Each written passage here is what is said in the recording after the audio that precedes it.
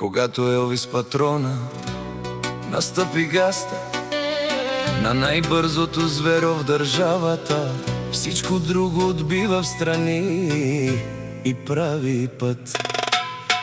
Канадикен тут папа Елвис, всички те уважават, защото си номер едно, а колата ти е истински самолет на пътя. А душманел мудерес, душманите само могат да дишат пушека след аудито и да гледат в задните стопове на Патрона. Жив и здрав, Патроне, само напред, нагоре и с пълна газ. Вали гърми софийският асфалт, под 80 коня се топи. Когато Елвис Патрона настъпи гаста на най-бързото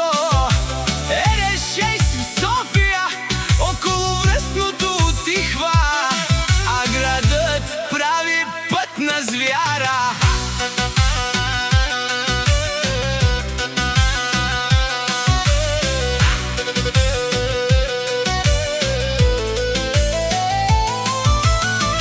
Канадикен тут папа Елвис, всички те знаят, всички те уважават. Ти си истинският патрон на София, дето кара самолет на 4 колела.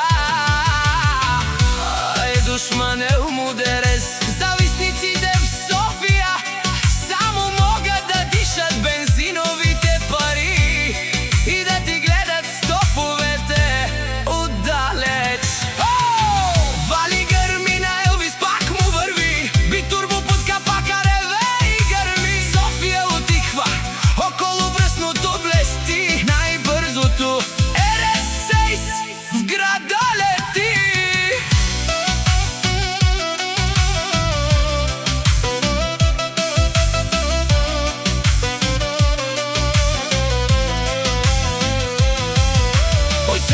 Коня под контрол, Патрона е на ход, живее по свои правила, висок оборот.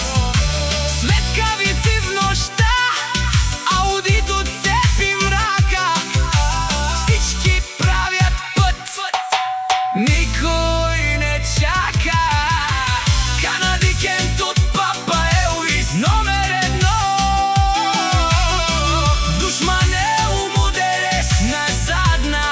На дъното, газта до дупка, звукът те тресе. София знае кой управлява, това е решение.